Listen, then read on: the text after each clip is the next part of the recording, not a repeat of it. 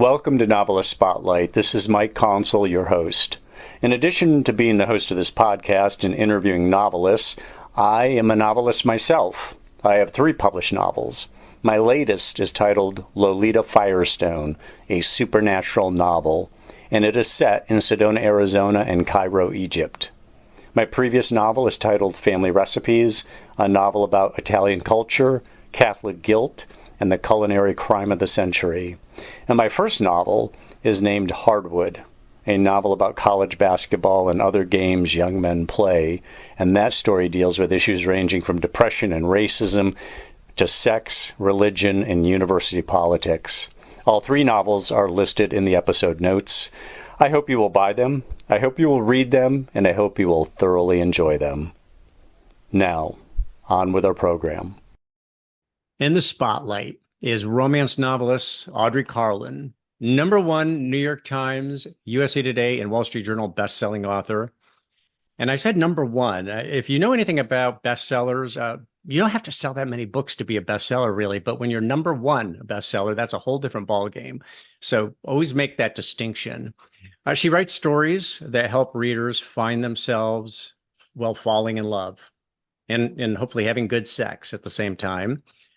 Some of her works include the worldwide phenomenon Calendar Girl series, the Trinity series, the International Guy series, 1001 Dark Nights series, the Marriage Auction series.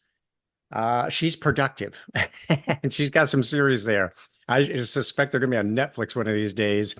She lives in California, and by the way, her books have been translated into more than 30 languages. And she lives in California with her 2 children and the love of her life. When she's not writing, you can find her doing up dog, down dog, warrior stances, king dancer pose. She's a yoga instructor, which something we have in common. I'm not an instructor, but I've been doing yoga for 40 years. So there's plenty to talk about there. We'll stick to books, though. She also can be found sipping wine with her soul sisters, or with her nose stuck in a sexy romance novel. We'll find a little bit out about what Audrey likes to read when she's not writing her own material. Audrey Carlan, welcome to the program. Thank you so much for having me. My goodness, what an intro. I appreciate you. I've been looking forward to this. You're, again, so productive, and you've been so successful at what you do. Who is the love of your life? Let's start there. Tell us about him or her, and does he or she fuel your romance writing? Yeah, you know what? I think so. Eric is his name, and we've been together since I was 18. I am turning 45 in a couple weeks. So he Quite a is track definitely record. my Prince Charming. And, I love him just as much today as I did the day I married him. And, What is the secret to a strong relationship, a strong and enduring relationship? honestly, I know it sounds really boring, but communication to us is really key. I am a very energetic, excitable worrywart, and he is a very chill and calm, collected guy. And so I think we have almost like an opposites attract, but our morals and values are the same, which I think really connects us. And then we talk about everything. It can, and women love to talk. We do. And sometimes men do too. But for the most part, I think that women are pretty gabby. And I like to tell him everything the second he gets home, because I work from home. I'm all by myself here until the kids get out of school. So the second that man walks in the door, he gets, the whole day in one go. Does he sometimes pick up one of your manuscripts that you're working on and start reading and say, whoa, that's me? What's funny? He said that we were interviewed by the Today Show a few years ago, and when Calendar Girl was at its height of success, and he said he believed all my book boyfriends were him with various names and likenesses. And I guess you could say he's not wrong in the sense that it's been he and I for 26 years, so there's a little bit of truth to that. But So for the most part, my imagination is vast. So he does see himself in the books. And do you ever ask him, do you ever role play? I'm working on a scene, and this is a scene, and I need you to be this guy, and I'm going to be this woman. And do you ever role play a scene? No, it's It's more like, I mean, obviously, if you're writing, for one, if you're writing a spicy scene, knowing where hands, arms, legs, body parts go, that's really important to making it a visual that the reader can imagine. So that can play into it sometimes, but for the most part, I'm usually asking him, would a guy say this? Because I am a female writing both in male and female, point of views. And sometimes I'm uncertain as to whether or not it feels truth or genuine. And so I will ask him for feedback on dialogue for the most part. What do you see as your obligation to your readers? What do they expect you to deliver and you seek to deliver to your readers? Excellent question. Thank you for asking that. I really appreciate that because I think every author has to have their little special niche. And I think mine tends to be sisterhood is really powerful message that I always want women to feel and experience when reading my work. I feel like we are all, on this spinning rock together, and we should be kind and try to lift each other up. And so that's always something a message I try to put in my books. So you're going to get a bit of sisterhood. You're always going to get a happily ever after.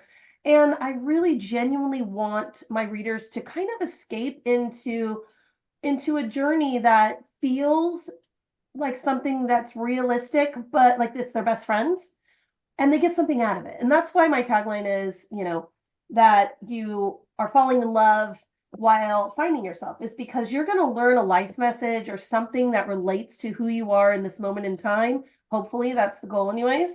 And ideally that would make that book more special to you, and it would connect you we would connect each other to each other. So who are your readers? How well do you know your readers? I mean, the stereotype about romance novels is women and gay men read romance novels.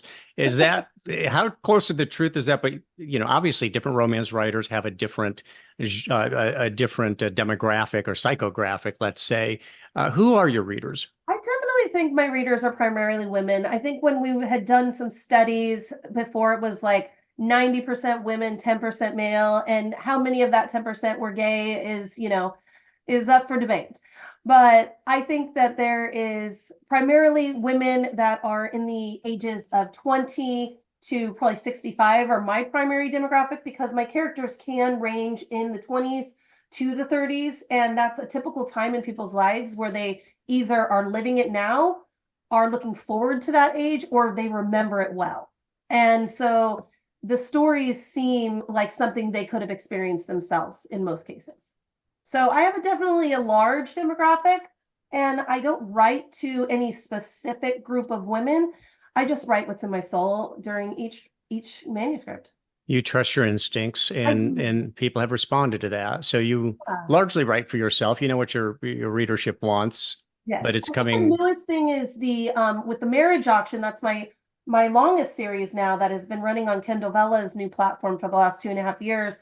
Those are primarily very young readers. So they're in the 18 to 25 range, and they gobble up serialized romance like it's candy. And so I've been writing primarily to that group of people for quite a while now. And it is refreshing. It's almost harder in a way because I am 45. So it's like going back in time a little. But they're the most voracious readers. They're the ones that got a little bit more time on their hands. You got the busy moms that are in their 30s who are, trying to catch an audiobook when they can in between kid pickups and home projects and cooking dinner. Same with the men, it just depends on what their home life is like. But primarily that 20 to 65 is my sweet spot. Yeah. Well, I tell you, it's great to hear that young people are reading, because it's, kind of the cliche these days, or the common wisdom or conventional wisdom is that young people don't read. Well, it's not exactly true. Yeah. And not only that, but you're really laying track for your future readers. I mean, they're going to age right along with you and read your stuff right to the end. That's definitely the goal. Yeah. So, my first experience with a romance novel, when I was a kid, I have 3 older sisters. Uh-huh. One of them liked to read Rosemary Rogers novels, and There was one in particular. I remember the title, Sweet Savage Love, again by Rosemary Rogers. And I was a teenage boy. It was a total turn on. She wrote great sex scenes. Nice. And what makes a great sex scene in your estimation? You write sex scenes. What do you think really works? That is my most favorite thing to write. And you know, it's funny because my friends will consider me kind of prudy. Like I don't wear revealing clothing. I'm not a person who is raunchy in one way or another. I don't really go out of my way to promote sexuality in that regard outside of my books. And I feel like everybody should have that healthy sexual, urges in life, and sex is a part of life. It's very passionate. So when you're writing erotic scenes, the most important thing for any author is to write what the characters are feeling. Don't show what's happening. It's that age-old story of show, don't tell. We want to show them that they're experiencing this to the fullest. And I want to turn my readers on. I absolutely want them to feel aroused. If they want to turn around and have a little fun time with their significant other, then I did even better job, But for the most part, it's that pivotal moment with couples when they finally take that ultimate step towards intimacy. I think it's so powerful. And to do it right, you've got to get in the head of those characters on what their feelings are, what they're experiencing in that moment. You can't just say, he thrust inside her. That's not going to work. It's got to be that. Only if it's revenge sex, right? Yeah. Well, then it's kind of like, hate sex would be a little bit more hard, I guess. What about makeup sex? You must have some makeup sex type. I've definitely scenes. written some makeup sex. Makeup sex is super fun, especially if they're kind of fighting and fucking. I don't know. Shoot, should I not say the F word? No, it's okay. It's okay. Kids aren't going to listen to this. Good. Okay. Well, I was trying to hold my tongue with what I say because sometimes I'm a sailor, but it's a matter of, you've got that fight and fuck characters. You've got, the enemies to lovers are super fun to write. Then you want to write the sweet moments where, there's that time where in a relationship, couples are actually making love. And what does that look like? And usually that deals with a lot more emotion than anything else. So make sure that you're using all your five senses when you're writing. What are they seeing? What are they feeling? What are they tasting, smelling, hearing? All of those things, if you can add that into each sex scene, it's going to be far more powerful to the reader. Yeah. So romance author Eva Lee, who has been on the podcast, I asked her what position is the most common, and she said woman on top doing cowgirl. Do you concur, or do you have a different most prominent or most common position with your characters? I would say no. You know what? I love to write it. I have a big thing with authors that write sex scenes in a book and kind of repeat the same position. That does irk me because I think you need a little variety in your spice. But you know what? It's all about what mine are typically weird locations. That's my most fun. Like closet. I think I just read a closet sex scene the other day, and it was wicked hot. My betas were like, "Dang, girl, you were in a mood." Like, well, sometimes it goes there, and you also have to decide: are you going to layer it with a little bit of filthy language? Is there going to be dirty talk? Is there going to be a little raunch? What word choices? Like, I personally don't like to use certain words that often. I like to use euphemisms for different words. But the raunchier words can hit quite right. Especially if you use them sparingly, right? I mean, if Yes. you use them sparingly, then they have impact. Yes. And my biggest irk or pet peeve when it comes to writing erotic romance, when you're getting a little gritty and you're using words like ejaculate. Instead, if you use come and you call it COME or CUM, use it correctly. One is a thing, and one is the act of. So get it right. Don't say, I'm gonna CUM, I'm gonna come, I'm gonna CUM. That's immediately takes me out of the scene, and all I can think is your editor sucks. Yeah. So be very, very thoughtful about your word choices and the ick factor, because we've got these landmines with so many readers, and they don't like words like moist, which I don't care. It doesn't bother me. They don't like words like what was the last one someone said? Oh, knot. I think they called the clit a knot. And I was like, Yes. I probably Yes. used it. I don't know. Yeah, well, everybody's got their thing, but you make a good point about keeping the reader engaged, keeping them in the In the spell. scene. You don't knock them out of that spell. Well, exactly. And don't take them out of it. Like, don't start having the characters think about something differently while they're having sex because you've just removed them from the scene. Or don't have them remembering a different time while they're having sex. You ruined it. You know what I mean? Yeah, yes.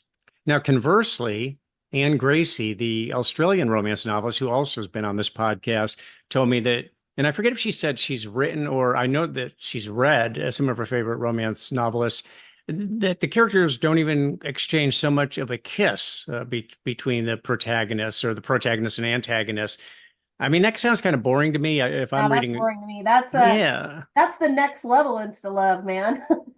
Yeah, I mean, even with I don't know if you're old enough to remember Moonlighting. I love that was one of my favorite shows of all time. Well, Sybil you remember Shepherd the sexual tension between is like the sexiest Sybil Shepherd and Bruce Willis? And did yeah, they eventually did they it eventually did. It took consummate? years for them to get to that point. Yeah, and it was that tension was terrific, but it would have been a big letdown if the whole series had run and they never got together, that they Yeah, never exactly. Like consummated, so to speak. you eventually, I will say, as a reader, because I'm an avid reader, I read probably 3 books a week. And if I'm reading a romance scene and I'm at like 70% of the book and they haven't kissed or done anything, the book is not going to probably be a reread. Now, if you're writing as much as you write, Mhm. you it's not just romance necessarily. I mean, you picked the romance genre, but you could have written other genres or just general fiction. Why romance versus other? Even if you decided, look, I want to make money doing this, so I'm going to pick a genre and a top selling genre. There's other top selling genres. Why romance? I'm in love with love, Mike. It's when someone is in love and have that partner and the first blush of love, it's such an exciting time for any woman, man, just that giddy feeling of you can't wait to talk to them, to see them again. You can't, they send you a text and your heart starts pounding. They call you and butterflies, take flight in your stomach. Those feelings are so powerful and I love playing with them. I love meet cutes. I love writing that experience where they meet the first time. I love writing. I would say the hardest thing to write is the first kiss. That is honestly in romance to me the hardest because that's In what respect? I'm sorry, I didn't hear you. Oh, I said, in what respect? Is it the lead up to it, or is it the actual act? Yeah, there's so much weighing on that moment. You've got to get it just right for it to feel as though the characters had this amazing moment in their life. And just think about all the kisses you've had, your first kisses, and the ones that truly just shook you to your core. That's the feeling I love chasing in romance. Yeah, yeah. Now you bring up a point. You're talking about that first blush of love, and or even just lust with another person. But people are expected to get married, it be in long term. Typically, they want traditional relationships where it's just us and there's no going outside this relationship. You will never have that experience again. Yes, you'll have a great husband or wife, and you're going to have great times together and this great track record together and all that. But that's one of the things people kind of walk away from when they say, I'm going to get married and it's going to be a monogamous relationship, or even just long-term dating. Yeah.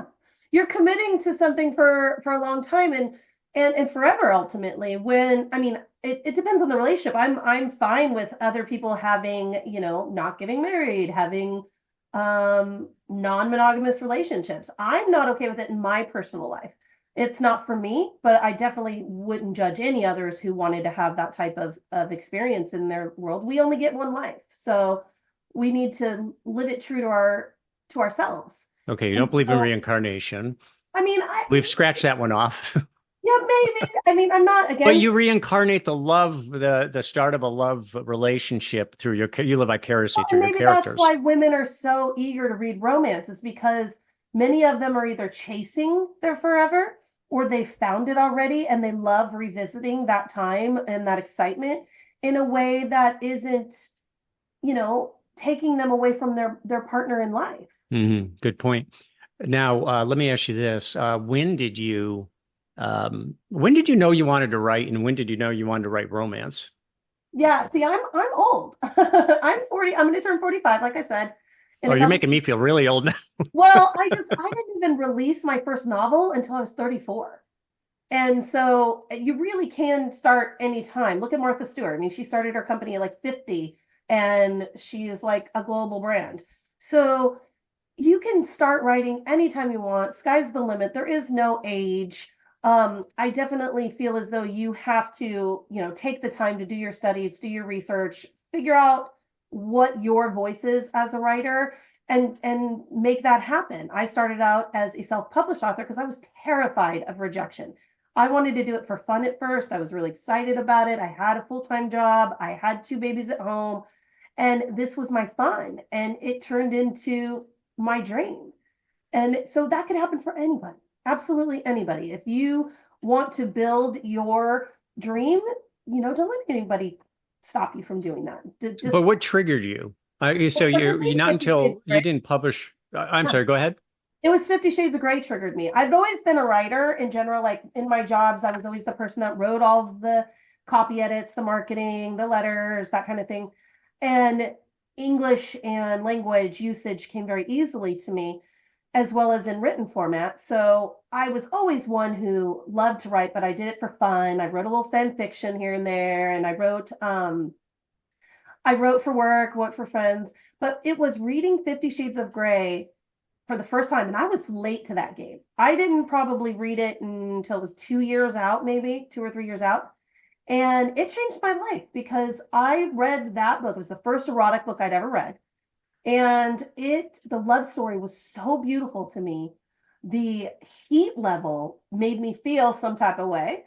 And did that give you permission to write the stuff you wanted to write, or since this was your first? Okay, because that was I've never read it before, and so I was shocked that this was a thing. And I was just like, wow. I had dabbled in reading like some historical romances, but it had never been at the level to which 50 Shades was. I was mostly like a suspense reader and thriller reader before I decided to pick up 50 Shades of Grey. And I think it was Dared, actually. I had read Elizabeth Gilbert's Eat, Pray, Love, and that changed my life. I was like, wow, this woman's incredible. This story, that journey is so beautiful, women's fiction. And then someone dared me to read 50 Shades of Grey, and I was like, I can read that, whatever. I read it, all 3, immediately stopped, turned around, read it all 3 again, because I was like, no way did I just read this like really life-changing thing to me. And then I looked into the author, E.L. James, and she was a corporate mom, just like I was, had 2 boys at home. She was writing fan fiction, Twilight fan fiction for fun. And it turned into this big thing that changed her whole life. And I was like, well, if she's just like me and can do it, why can't I? And now I never thought that I'd have anywhere near the success as her and have anything I'd ever written be written in other languages or have had a movie about him, with Passionflix. But I just wanted to be me and try something new. And I was inspired by her. And so I wrote my first book, Angel Falling, and I sent it to everybody that I could to get feedback. I took writing classes and I put myself out there, and it worked. It was, by the time I had written, self-published 6 full-length novels and 6 novellas of Calendar Girl, I was approached by a publisher to buy my entire backlist and anything else I was going to write for like 3 to 4 years. So I signed a 27 book deal with that publisher at the time. So you're a crackerjack marketer then. You marketed your books. You're very effective with marketing, correct? I mean, I don't feel like I am now. I feel like I, had really great publishing houses that knew what to do with me and my work. I'm very I'm all about just the craft and writing and storytelling. So marketing doesn't come as naturally to me as I would hope it would. It's hard. It's easier to market your friends' work, like talk about books I love, than it is to share my own.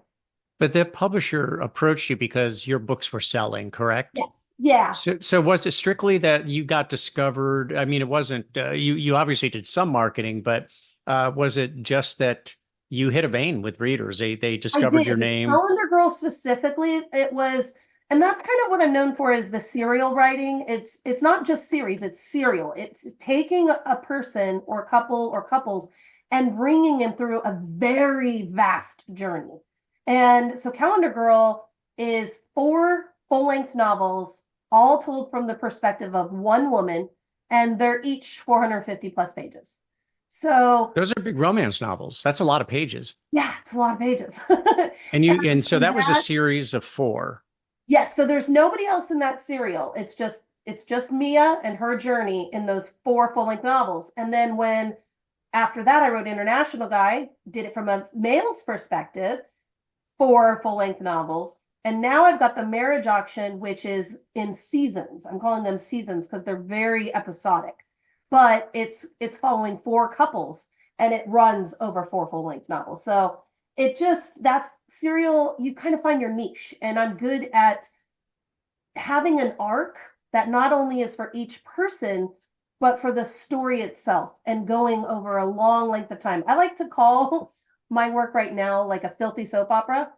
And, you're going to get that Days of Our Lives feeling moment with the wild, suspense and hot sex and love and romance all in one. So International Guy was from a male perspective, and so your character in International Guy is who? His name is Parker Ellis. He is what's called the dream maker. And there's the love maker, money maker, and dream maker. They're a team of 3 guys that own a business together.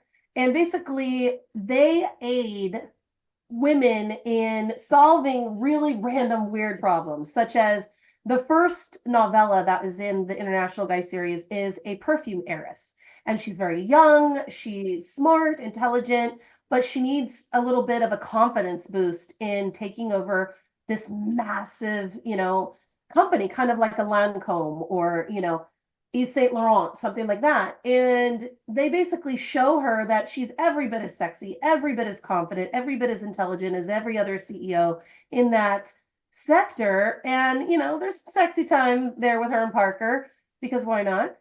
But that's all it was. It wasn't love, it was lust, it was fun, it was exciting. He helped her find herself, and in turn, he made a lot of money.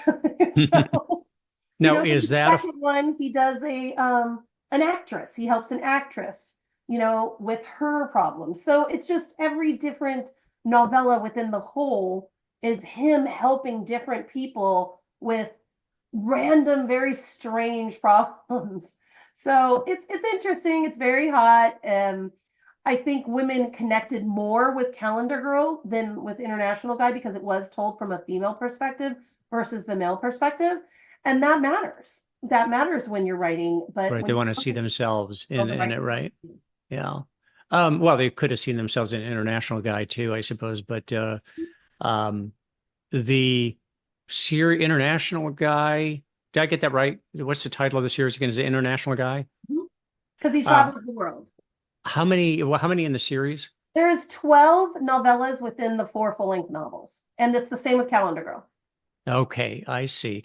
Now, you also have the Marriage Auction series, which you say appeals to a little bit younger audience. Yeah. Give us the premise there. Okay, Marriage Auction is a bit more taboo because the concept is women and men both enter themselves into clandestine auction for the highest bidder for marriage. So the contract details are you will marry them for a period of 3 years, no less than 3 years. It can continue on if you guys fall in love and move on or not. Each woman puts themselves in the auction for a specific reason, mostly money, but there's reasons behind why they need that money. And the men either bid on them or they have put themselves in the auction as well. The first season has 4 women. The second season has 3 women and a male. So I started with women because obviously they're my bread and butter, and I wanted to tell the right story the way and get people hooked before I added in the male perspective. Mm-hmm. And what I do is I tell the story from both the female and the male, the bidder and the candidate. So, for example, the first character, Ruby, she's down on her luck. She's a stripper from, I think, Mississippi, if I can remember. It's been a bit. And she just wants to make a ton of cash to help put her really intelligent sister through an Ivy League college and change their lives. And she gets bid on by two twin brothers who both want her for different reasons. And they're trying to get a wife to meet an inheritance clause on their family's holdings. So they decide to woo her and into deciding who she's going to marry for sure. So it's kind of fun to have the two brothers vying for the same woman. Then you've got two sisters that I put in the auction that are from Montana. They want to save their family's land. They're having a very Hatfields and McCoy situation with the neighbor ranch. And so, of course, I had to make the neighbor rancher purchase the neighbor so that we can have some serious enemies to lovers situation happening. And that tends to be the reader's favorite couple so far. I think Dakota and Sutton are winning it at being the favored. And it's, you got that cowgirl vibe and, the alpha male. So that's fun to play with. And there's more behind all the scenes, that's going on. Everybody has a rationale and reason for being in it. And that comes out throughout the journey. And they fall in love throughout the journey, which is really fun to write, is trying to get those people who supposedly hate each other to fall in love. Then you've got the people that left a life that they really loved because they felt like they had no other choice. So, there's a lot of trauma and heartache in some of the candidates that have entered into this auction. And, they find their happily ever after as well. It's just a really cool experience to play with for me. And the readers have been gobbling it up. So it has, I think, over 2.5 million reads in Kindlevella. So I'm excited. You should be. So, romance novels have been big for a long time, but if you look at television these days, you see Married at First Sight, The Bachelor, The Bachelorette, Love is Blind, and the list just goes on from there. A lot of spinoff shows and fusion shows and so on.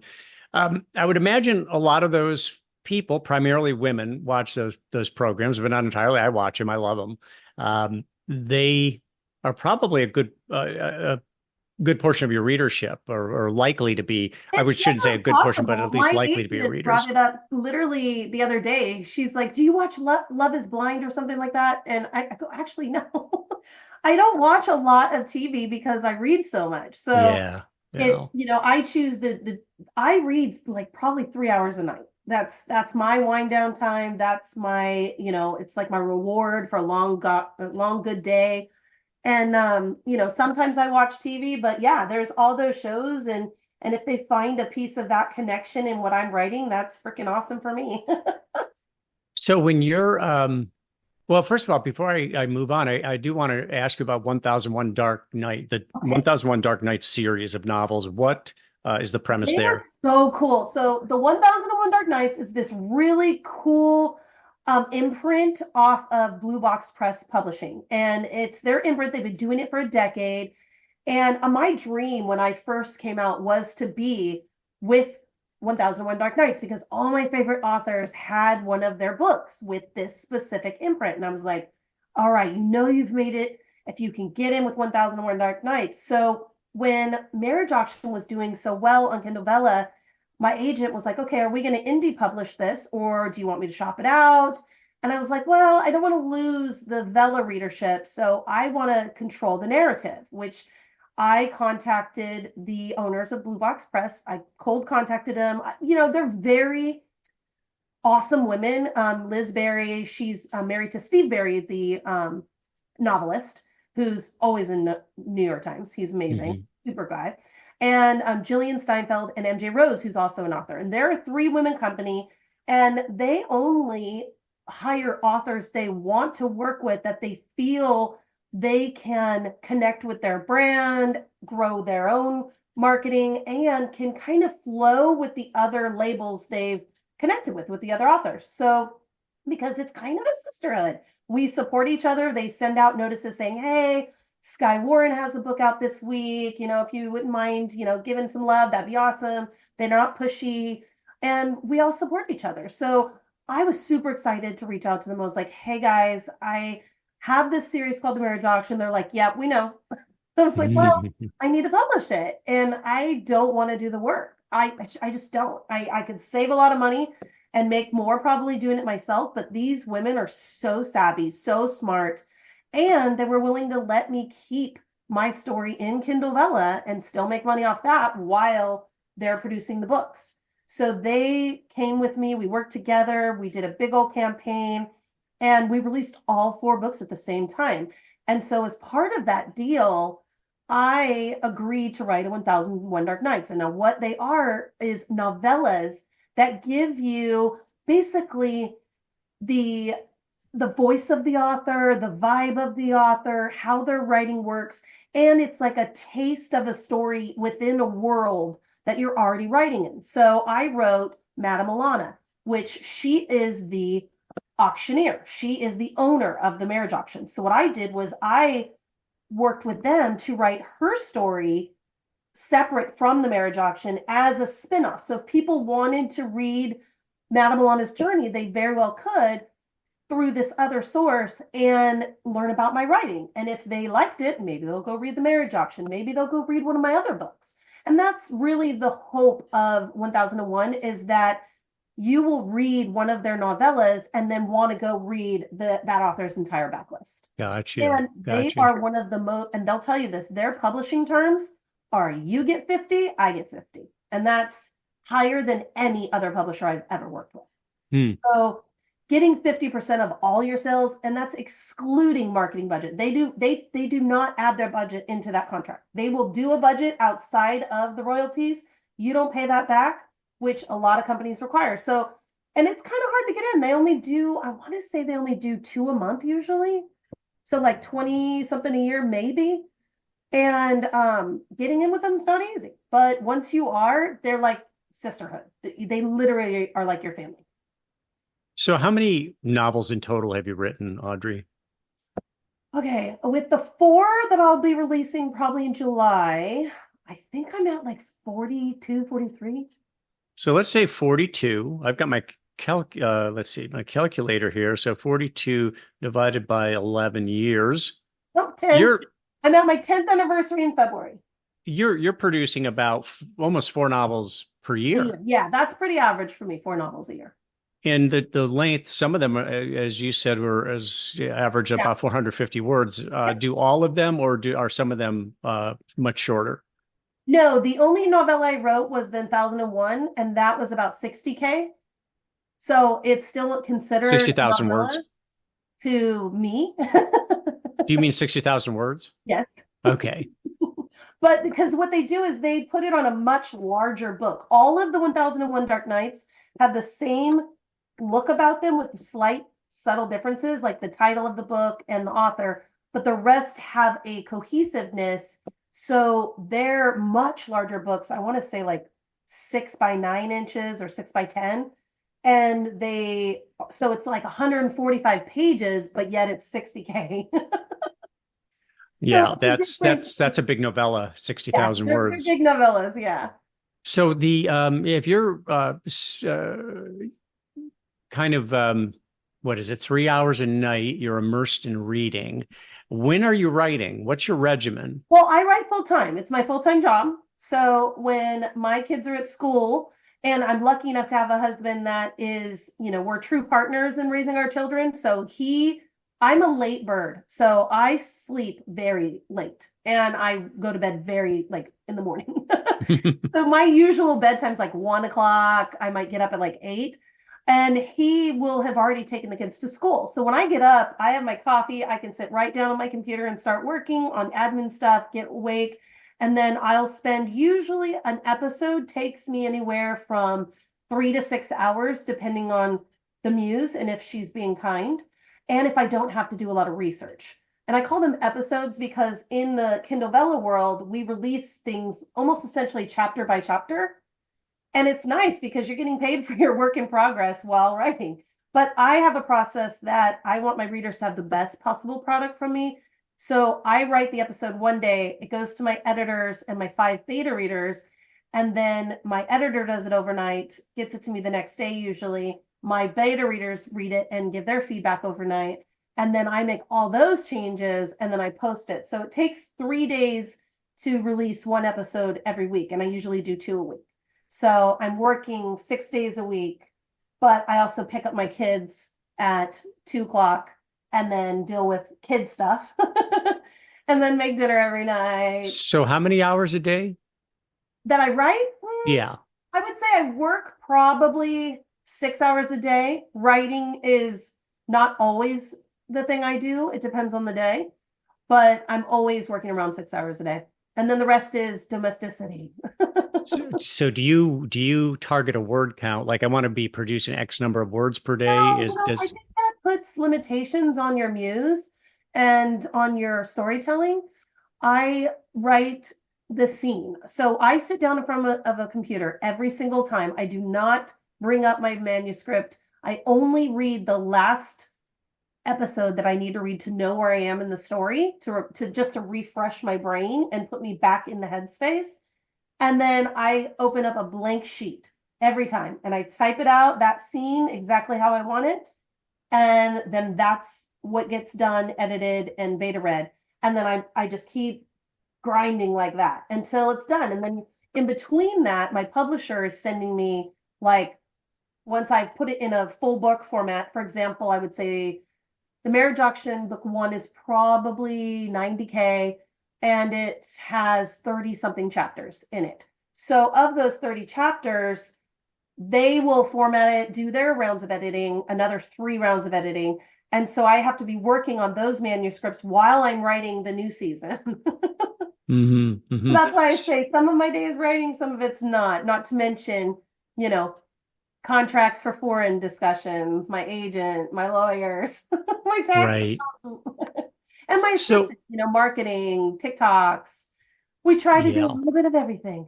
Yeah. So for the person listening and saying to themselves, hey, she sounds really interesting, I'd want to check out her writing. What would your best entry point be? Is there a particular novel that you would say, if you want to know what I'm about, start here? I mean, I would love people to find the book that catches their interest. So if you look me up on Amazon, I have Resisting Roots that was made into a Passionflix film. So it's kind of fun to go read a book than watch the movie. And that one's a sports romance, very more sweet, which is nice, but still erotic. That would be a good choice. Calendar Girl is what got me my status on the New York Times. And that is the book that's in 37 languages with probably 15, 20 million copies sold of that one. So a lot of people really like that one. And then, of course, what I'm writing now is always what I feel is the best thing I've ever written. And that's The Marriage Auction. And then if you're a person who wants something more women's fiction, I did a 4-book series that is really considered women's fiction with romance. So that's kind of a genre thing, is when you write, you're either writing romance, contemporary romance, paranormal romance, or say you're writing fantasy. Are you writing a fantasy romance or romantic fantasy? They're very different. What I wrote in women's fiction was women's fiction first. So there's really a journey and a message for the woman to soak their soul in. And then there's a wicked hot romance as part of it to keep you like, yeah, that's hot. Okay. All right. I like this. So you could always start with What the Heart Wants if you want something that's going to make you think and, fall in love a little bit differently. Now, you mentioned Resisting Roots and Passionflix, and the website Passionflix says, if you love romance novels, this is the place to watch them come to life. True. Tell us about Passionflix. Oh, God. Passionflix is so cool. I'm going to their conference in Puerto Rico next week, actually, with a bunch of the other actors from my movie and from all the other movies and the other authors, and we get to meet readers and stuff. Super fun. Passionflix, their goal is to turn romantic novels into movies. And what they do is they find movies or stories that really are well suited for the screen. And they work with the author on every detail. Like, I reviewed the script. I made changes to the script. I picked out every single actor. I went on set. I moved to Georgia for a month just to be part of the production process. And it was such an experience. And it really taught me that in this world of movie making, what my portion would be. And I'm definitely more of a writer than I am a person who can do anything related to movies, because that is like another skill. But what I loved most about it is them turning my art into their art. And that was a really beautiful process to see that transition of and pairing of two different methods of storytelling coming to life was really beautiful. And I would love to do it again, and I would do it again. But yeah, it's Passionflix is a subscription service. So just like if you're a member of Hulu, you could be a member of Passionflix. I think it's like, I don't know, $5 a month. You can look it up at passionflix.com. And they make original movies from your favorite books. I think they've done like 30, maybe more already. And the director and owner of the company is Tosca Musk. She is the sister of Elon Musk and the daughter of Mae Musk, the 70-year-old supermodel. So Gotcha. she has a unique perspective on how she tells women's stories, especially as it pertains to sex. And it was funny because the first conversation we had about the movie, she was like, all right, let's talk about how much nudity are we going to have? And I was like, wait, what? Nudity? And she's like, well, yeah, this is erotic. And, you know, your story could be very erotic. And I was like, well, not really that comfortable with a lot of nudity. I would rather the user, reader, visual person, you know, use their imagination a bit. And so we kind of went with a Notting Hill type version for my story. It is Hugh Grant and Julia Roberts movie. Yeah, we went subtly sexy. And Lou Ferrigno Jr., who is the Incredible Hulk's son, he's in SWAT and a few other cool movies, paired with Elizabeth Posey, did an amazing job projecting Genevieve and Trent in that series. And it was just so cool, Mike, to watch. And I think that seeing art being created is a powerful gift. So anybody who loves to watch movies that were made from books, this is the place you do it, Passionflix. So how has your writing changed over the 10, 11 years that you've been writing novels? Can you better. What's that? I'd like to think I got better. Do you feel like it's evolved in some way? Yeah. I think I've evolved as I've aged. For one, my characters aren't so naive. They're definitely stronger willed. You know, the alpha tendencies, I love a good alpha just because it's a fantasy-based type thing versus reality. You know, if my husband tried to tell me what to do, you know, he would not be happy. He would not get what he wanted. But in books, you know, you can play with those role reversals and things. So I definitely am adding a bit more, like, for example, okay, something I like to add some taboo conversations to get people on one fence or the other. And as a Californian, I know you are too, the use of cannabis is not something that I see as a big deal in general. It's fully legal here in California. It's legal to use it, smoke it, have it on your site. It's just like basically buying booze. Well, I wrote in the marriage auction, one of my characters in season 2, she owns a cannabis farm. And the comments I got from that was wild.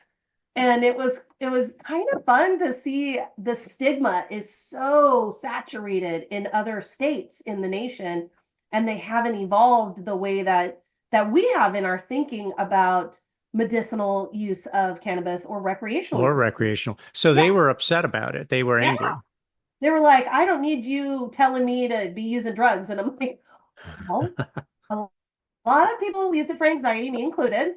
But I'm not one of those that's out there, you know, hey kids. You know? Right. Yeah. And well, you've seen all the book banning going on. I mean, obviously these are not romance novels getting banned, but I'm so against book banning. Yeah, it's crazy. I mean, obviously there needs to be some supervision over what kids are reading, but it's that's the parent's job. That is exactly job to know what your child is consuming, whether it be food, medicine, books, TV, internet? Other people, it is not up to the librarians, it's not up to the school system to decide where that line falls. We have in our federal government, a congressional board or whatever that decides what these schools are allowed to serve, and librarians are allowed to make those choices and what's right for their school, for their students. And I feel like we need to continue to empower these people to make good choices. And, if you don't want your kid to read something, don't let them read it. Yeah. But don't tell me I can't have my child read it. My kid's reading The Hunger Games right now. Yeah, well, there you go. I mean, and I'm fine with it. Those books were stellar. They were well written, incredible storytelling. Yeah, they're violent, and we have to have those conversations. But I've read the series before my kid read it. I know what my child's reading. Yeah. So that's kind of my advice when it comes to banned books. Don't ban books. You need to, if your kid wants to read something and you're not so sure, read it yourself, or tell them no, you're not old enough. Yeah, it's been like 5,000 or more books have been banned over the last 2 years. It's some of them are A Handmaid's really Tale. like Margaret Atwood. Yeah, A Handmaid's Tale has been banned in some schools. A Handmaid's Tale by Margaret Atwood, the one that's been made into that smash hit. I think it's a Netflix series. Because we don't want to go back to women as childbearers and nothing else. Yeah, and that's it's almost it's really, that one really resonates. It's a misuse of power, and it's a way to staunch open thought, and for a way for everyone to really communicate and have these tough talks about what right and wrong look like. Now, what was the turning point in your writing career? Now, obviously, 50 Shades of Grey was the spark that got you onto this career. And but once you were writing novels, romance novels, was there a point where there was another big turning point? Was it when that publisher called you and said, we want to buy your backlog and all? Yeah, it was when Calendar Girl hit the New York Times. It was like I would say I wrote the series as an indie author. And then I got a publisher about halfway through. So they started producing the monthly installments because I was challenging myself to write a novella. So in that case, it was like 40K. And to write it, have it edited and released in the same month. I did that for an entire year, Mike. It was the hardest thing I've ever done. But it was what got me the status that I got today. And the second that I had a publisher put money behind that series, it finished in December. It was like December 30 something. By the first week of January, it was on New York Times. And out of nowhere, I was a New York Times bestseller. The week later, I was number one. And then like the week after that, I had 7 books on the New York Times in the same week. It was absolutely insane. That's the thing about romance readers. Well, a lot of genre readers, but romance readers, they just devour books one after another. We are voracious. We have TBR piles that will break your back, break your bank. I myself am guilty of these things because I read solely on Kindle and I buy the print books. I can have my trophies. Now, do you write in silence or do you have music playing? What kind of environment do you create when you're writing? I am a silent writer. So I come into my office and I don't have anything going. My dog usually hangs out with me, my big German Shepherd, and I just channel write. So I'm one of those people that forgets time and space. I literally live in the art. I live in the story while it's happening. I don't get up usually for 3 straight hours unless like someone calls me or the door rings or something like that. And that's how it works for me. I just have to channel the characters in my mind. I watch the movie essentially in my mind and I transcribe it. Interesting. So how much what do you consider your greatest strength with writing? Is it pacing? Is it dialogue? Is it characterization? Is it scene setting? What would you consider to be your standout strength as a writer? I think it's relatability. I think the way I write relates to people, and it's as if your best friend is telling you a story versus, I don't have tons of purple prose with that flowery language. I'm very casual. I tell the story the way I want to hear it told to me. And I don't use too many, $5 words to muck up things, but I make it interesting as possible, but I really try to connect to the reader through what the characters are experiencing and make that relatable, something that they can believe in, something that they can aspire to, admire, understand, or put themselves in that character's shoes. Now, well, do you outline your books or do you let them develop organically? Usually I just have an idea and I start with figuring out who my characters are. So I'll go, this character is a brunette with brown eyes. So I will literally go search Google and I'll put in, sexy brunette actress, 20 years old, or male actor, Mexican American, 30 years old, dark hair, things like that. And I'll find an image, I'll print it out, I'll stick it on a board. I have a storyboard. And then I put Post-its on their face of things I need to remember. Like if they have quirks, maybe they chew gum all the time, maybe they always smell like cedar, or maybe they crinkle their nose when they're lying. Little things like that. I just write it on a Post-it so I don't forget, and I stick it on their face. And I always put their name, their height, their eye color, hair color, and that's primarily it. And then I just use the Post-its, and I'm a pantser. I write what the muse wants to share, and somehow it eventually works out. Yeah. Well, characterize your muse. Is your muse does it have any kind of shape or form, or is it strictly something that comes to you from a different dimension? My muse is a bitch. My muse is very persnickety. If I am emotionally unwell, if I am not in a good mood, if I'm hurting over a trauma or I'm upset over something, I can't write. So that's a very irritating part of my writing process, is that if I don't feel joy or well, or just, kind of like, I can't ever write when I'm drinking. I can't ever write when I'm smoking. If I smoke, I can't have anything like that. I have to be in a really healthy mental headspace to be able to write. And it's just because it's almost like my muse needs that calm blank slate so that I can just go crazy with everything else and I'm not affected.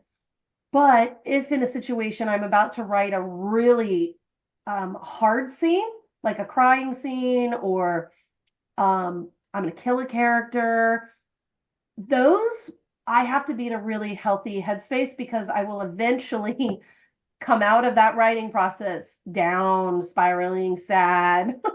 It's very a symbiotic relationship between my emotions and my muse.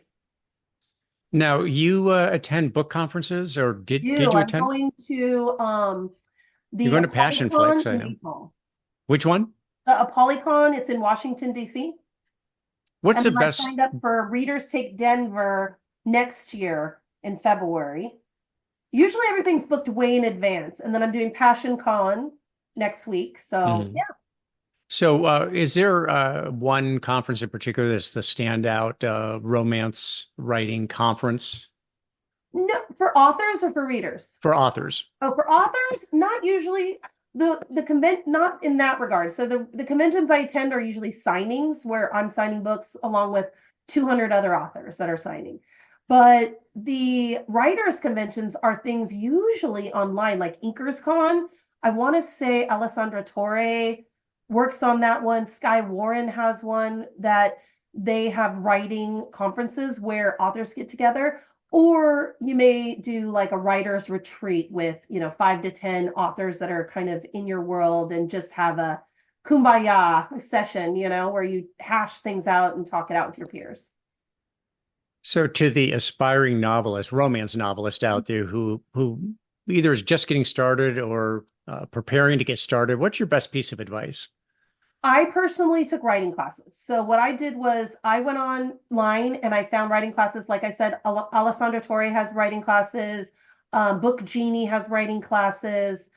The ones I went to were Gotham's writers out of New York, and I did it online. So it's so fun. And you can even if you even go to your local community college, in our area, we have Modesto Junior College, and they have creative fiction writing and novel writing classes. And I genuinely believe that if your goal is to become a writer, write a novel, take 2 or 3 classes just to get the vibe of how a story is told. I would recommend reading the book by Claire Dixon Lee. It's called The GMC of Writing. It's amazing. It talks about goal, motivation, and conflict. And those 3 things are needed in every single story. So and in every facet.